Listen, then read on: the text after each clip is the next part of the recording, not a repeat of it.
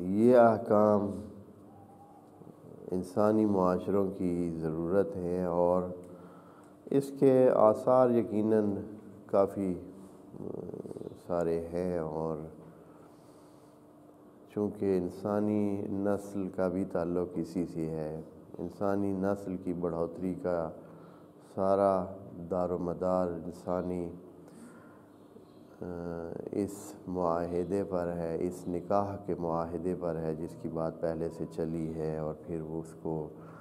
خرابی کی صورت جو پیش آتی ہے، سامنا ہوتا ہے طلاق کی صورت میں، اس کے بارے میں، اور پھر اس کے بعد ایک اور مسئلہ جو اسی ضمن میں ہے اور وہ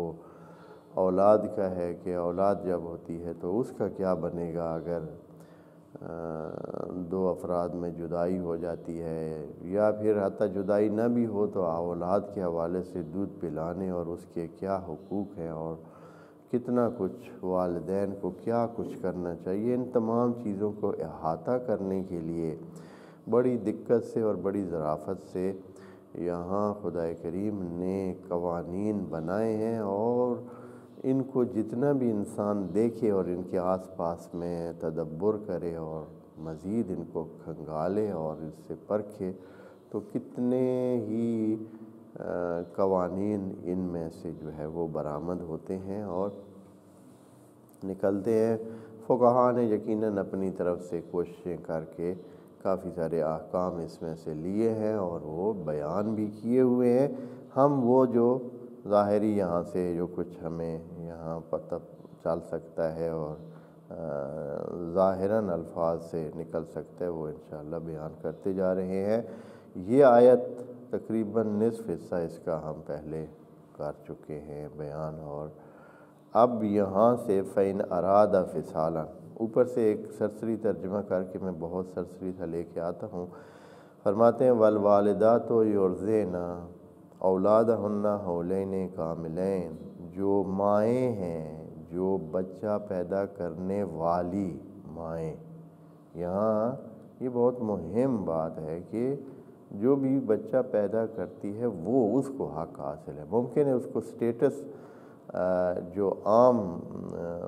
معاشرے میں یہ سٹیٹس اس کو نہ مل رہا ہو کہ وہ ماں ہے کسی بھی وجہ سے،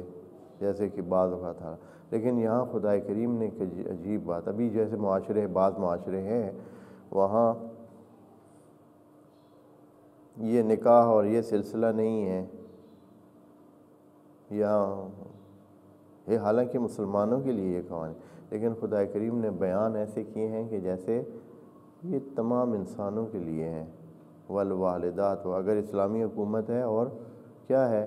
دوسرے لوگ بھی رہتے ہیں جن کے ہاں نکاح اور ان چیزوں کا رواج نہیں ہے، ان کے نظام ایسے چلتے ہیں، فرض کریں ہیں ایسے معاشرے ابھی موجود ہیں، معاشرے مغرب میں اس طرح کے کئی سلسلے ہیں جو گورنمنٹ کی طرف سے شناخت شدہ انسٹیٹیوٹس ہیں، یہ ٹھیک ہے بھائی، ایسے ہے تو ہے، بچہ اسی کا ہے،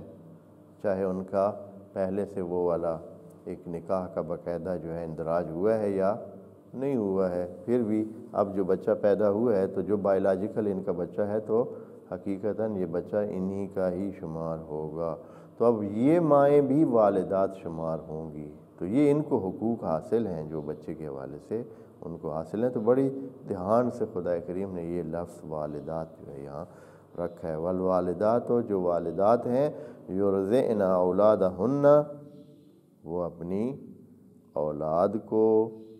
دیں گی دودھ حولین کاملین، 2 پورے سال، لمن اراد ان یتم الرضاعہ، اس کے لیے جو رضاعت والا جو دور ہے اس کو پورا کرنا چاہتا ہے تو 2 سال پورے وہ دودھ پلوائے۔ وعلی المولود لہ رزقہن، اور جس کا بچہ ہے، جس سے یہ بچہ مربوط ہے، اور یہاں اس سے یہ بھی نکلتا ہے کہ ایک اور چیز جو ابھی مثال کے طور پر یہ طے کرنا کہ بچے ماؤں سے مربوط ہوتے ہیں یا بچے والد سے مربوط ہوتے ہیں۔ خوب عام قاعدے کے مطابق باقی تمام حیوانات میں بچے کس سے مربوط ہوتے ہیں؟ ماؤں سے مربوط ہوتے ہیں۔ بچے ماؤں سے مربوط ہوتے ہیں، یعنی ماؤں کی ملکیت ہوتے ہیں، ماؤں کے ساتھ ان کا تعلق ہوتا ہے، اور یہ جس کے یعنی ماں جس کے پاس ہے یا جس کی ملکیت میں ہے اس کا بچہ بھی اور اسی کی ملکیت میں ہوگا اور اس کا ہوگا، اور اس کے ساتھ تعلق جوڑا جاتا ہے۔ اور والد جو ہے وہ بس اس کا کوئی اس حوالے سے تعلق نہیں ہوتا ہے، ختم ہو جاتا ہے۔ لیکن انسانوں میں جو ہے الٹ ہے، انسانوں میں کیا ہے یہ کہ بچے کا تعلق کس کے ساتھ جوڑا جاتا ہے؟ والد کے ساتھ جوڑا جاتا ہے، بچوں کا تعلق والد کے ساتھ جوڑا جاتا ہے کہ یہ اس کے بیٹے۔ اور یہاں یہی بات خدائے کریم بتا رہا ہے، وَعَلَى الْمَوْلُودِ لَهُ، جس کا یہ ہے بچہ مولود لہو ہے تو اس کا جو ہے کیا ہوگا؟ رزق ان کا جو رزق اور روٹی ہے اور سارا سلسلہ ہے اور اس کے باقی جو اخراجات ہیں وہ اس کے ذمے ہیں جس کا یہ بیٹا ہے یا بیٹی ہے، بچہ ہے جس کا۔ تو یہاں سے یہ پتہ چلتا ہے کہ قرآن میں نسبت جو ہے وہ کس کی طرف دی جا رہی ہے؟ مرکزی طور پر نسبت مردوں کی طرف یا مذکر کی طرف، یا جو لہو جو کہ مذکر ہے اس کی طرف نسبت دی جا رہی ہے کہ وہ ان کا ذمہ دار۔ اور اس کی وجہ واضح ہے اس لیے کہ جو حیوانات ہوتے ہیں ان میں ذمہ داری نہیں ہوتی ہے ماں باپ کی، حیوانات میں ماں باپ کی ذمہ داری نہیں ہے کہ وہ بچوں کے لیے ارینجمنٹ کریں،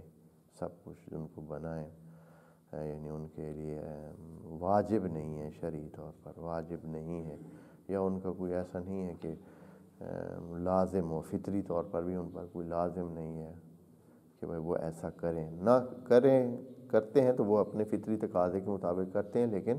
لازمی نہیں ہے ان کے لیے۔ اس لیے وہاں جو فطری طور پر وہ پیدائش کا باعث ہوتی ہے مؤنث، اس کے ساتھ نسبت جوڑی جاتی ہے۔ لیکن انسانوں میں خدا کریم نے اگلے 10-15 سال تک، 10 سے 15 سال بلوغ تک، یا ان کے خود کفیل ہونے تک اور خود اپنے پاؤں پہ کھڑے ہونے تک، ان کا جو نان و نفقہ ہے اور ان کی جو پرورش کی ذمہ داری ہے وہ خدا کریم نے ایک بندے پہ ڈالنی ہے، اور وہ بندہ والدہ نہیں ہو سکتی ہے۔ وہ ذمہ داری کون لے سکتا ہے؟ وہ مرد لے سکتا ہے۔ اس لیے بچوں کی نسبت اس کے ساتھ دے دی ہے کہ یہ اس کے ہیں، یعنی اگر ذمہ داری، کیونکہ جب ذمہ داری کا بوجھ پڑے گا تو وہ کس کا؟ اس پر پڑے، یہ ذمہ دار ہے ان کا، یہ مالک ہے ان کا، اس نے دھیان کرنا ہے ان کا، یہ اس کے ساتھ مربوط ہے۔ والدہ کے ساتھ اس لیے مربوط نہیں رکھا ہے کہ ان کی انسانوں کی ذمہ داری ہوتی ہے۔